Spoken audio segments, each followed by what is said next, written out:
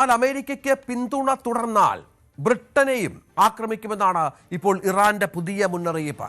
അമേരിക്കയുമായി നമുക്കറിയാം പല കാര്യങ്ങളിലും സഖ്യത്തിലുള്ള രാജ്യമാണ് ബ്രിട്ടൻ. സൈന്യ നീക്കങ്ങളിലടക്കം ബ്രിട്ടനുമായി ചേർന്ന് അമേരിക്ക പ്രവർത്തിക്കുന്നുണ്ട്. പക്ഷേ സമീപകാലത്ത് നാറ്റോ സഖ്യം തകർന്നപ്പോൾ അതുമായി ബന്ധപ്പെട്ട് കാര്യമായ ചില വ്യത്യാസങ്ങൾ ഉണ്ടായി എന്നുള്ള വിവരങ്ങൾ പുറത്തു വരുന്നു. പക്ഷേ ഇപ്പോഴും ഇറാൻ സംശയിക്കുന്നത് ബ്രിട്ടൻ അമേരിക്കയെ സഹായിക്കുന്നുവെന്നാണ്. സംഘർഷത്തിൽ ഒപ്പം അമേരിക്കയുടെ 11 പോർ വിമാനങ്ങൾ തകർത്തതായും ഇറാൻ അവകാശപ്പെടുന്നുണ്ട്.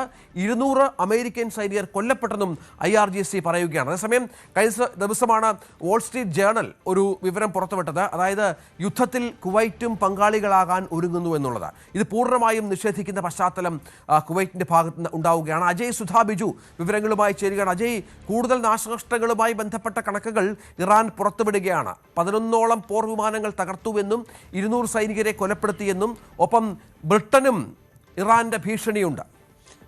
ഇറാൻ ഇത് ആദ്യമായിട്ടല്ല അമേരിക്കയെ സഹായിക്കാൻ തുനിയുന്നവർക്കെതിരെ ഭീഷണി മുഴക്കുന്നത്. പക്ഷേ ബ്രിട്ടനെതിരെ ഇത്തരമൊരു ഭീഷണി മുഴക്കുന്നതിൽ കാര്യമുണ്ടോ എന്ന് നമുക്ക് ഇപ്പോൾ സംശയിക്കേണ്ടിയിരിക്കുന്നു. കാരണം ഇതിനു മുൻപേ ആണെങ്കിലും പല ഘട്ടത്തിൽ അമേരിക്ക ബ്രിട്ടനോട് അവരുടെ സൈനിക സഹായങ്ങൾ ഉൾപ്പെടെ തേടിയിട്ടുണ്ട്. പക്ഷേ ഇത്തരമൊരു നടപടിക്ക് ബ്രിട്ടൻ തയ്യാറായിരുന്നില്ല. അവരുടെ സൈനിക കേന്ദ്രങ്ങൾ വിട്ടു നൽകാനാണെങ്കിലും സൈനികോപകരണങ്ങൾ ഉപയോഗിക്കാനാണെങ്കിലും അമേരിക്കയ്ക്ക് ബ്രിട്ടൻ അനുമതി നൽകിയിരുന്നില്ല.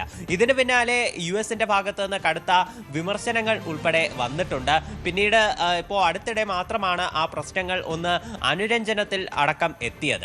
ഈ നാറ്റോ ഉച്ചകോടിയിൽ ഉൾപ്പെടെ ട്രംപ് എല്ലാ രാജ്യങ്ങൾക്കെതിരെയും കടുത്ത വിമർശനം ഉന്നയിക്കുന്ന ഒരു പശ്ചാത്തലം ഉൾപ്പെടെ ഉണ്ടായിരുന്നു. അപ്പോൾ ആ ഒരു സാഹചര്യം നിലനിൽക്കെ ഇത്തരമൊരു ആരോപണം ശരിയാണോ എന്നത് തീർച്ചയായിട്ടും വലിയ ചോദ്യമാണ്. പക്ഷേ ഇപ്പോൾ ഈ രണ്ടാം ഘട്ട ആക്രമണങ്ങൾ തുടങ്ങുന്നതിന് തൊട്ടു മുൻപേ ഉള്ള സ്ഥിതിഗതികൾ നമ്മൾ നോക്കുകയാണെങ്കിൽ ഇറാനും അമേരിക്കയും തമ്മിൽ ഒരു ധാരണാപത്രം ഒപ്പിട്ട സമയത്ത് ബ്രിട്ടൻ അവരുടെ ഒരു സൈനിക വിമാനം ഹോർമുസ് കടലിടുക്കിലേക്ക് അയച്ചിരുന്നു. അത് മേഖലയിലുള്ള ഗതാഗതം സുഗമമായി നടത്താൻ വേണ്ടിയിട്ടാണ് എന്നാണ് ബ്രിട്ടൻ ഒരു വിശദീകരണം നൽകിയത്. അന്ന് ഇറാന്റെ ഭാഗത്ത് നിന്ന് ഒരു കടുത്ത മുന്നറിയിപ്പ് ഉണ്ടായിരുന്നു. ഈ ഹോർമുസിലെ പ്രാദേശിക വിഷയങ്ങളിൽ അനാവശ്യമായി കൈകടത്തരുത് എന്നുള്ള രീതിയിൽ ഒരു വിമർശനം പറഞ്ഞിരുന്നു. അപ്പോൾ ഇത്തരത്തിൽ അമേരിക്കയ്ക്ക് ഗുണകരമാകുന്ന രീതിയിൽ എന്തെങ്കിലും തരത്തിൽ സൈനിക ഉപകരണങ്ങളോ അല്ലെങ്കിൽ യുദ്ധ കേന്ദ്രങ്ങളോ വിട്ടു നൽകുമോ എന്നുള്ള കാര്യത്തിൽ സംശയം പ്രകടിപ്പിച്ചുകൊണ്ടാണ് ഇറാൻ നിലവിൽ ഇത്തരമൊരു ഭീഷണി എന്തായാലും നടത്തിയിട്ടുള്ളതെന്നാണ് നമുക്ക് മനസ്സിലാക്കാൻ സാധിക്കുന്നത്. അതുപോലെ ഇറാന്റെ ചില ആരോപണങ്ങൾ മാത്രമാണ് നിലവിൽ അമേരിക്കയുടെ 200ഓളം സൈനികരെ വധിച്ചുവെന്നും അതുപോലെ 11 പോർ വിമാനങ്ങൾ തകർത്തു എന്നുള്ളതും. കൂടുതൽ അമേരിക്കയുടെ ഡ്രോണുകൾക്കാണ് ഇറാൻ നാശനഷ്ടം വരുത്തിയിട്ടുള്ളത്. പോർ വിമാനങ്ങൾ ചിലതിന് തീപിടിക്കുക ഉൾപ്പെടെ ചെയ്തിട്ടുണ്ട്, ചിലത് തകർന്നിട്ടുണ്ട്. എന്നാലും 11 എന്ന് പറയുന്ന സംഖ്യ അത് കുറച്ച് അതിശയോക്തി കലർന്നതാണ്. അതുപോലെ അമേരിക്ക നിലവിൽ ഔദ്യോഗികമായിട്ട് സ്ഥിരീകരിച്ചിട്ടുള്ളത് 18 സൈനികരുടെ മരണമാണ്.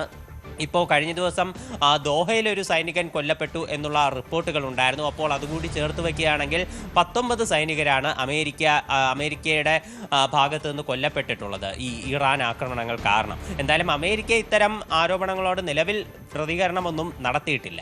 അതാണ് സാഹചര്യം. കൂടുതൽ വാർത്തകൾക്ക് News 18 Keralam YouTube channel subscribe ചെയ്യുക.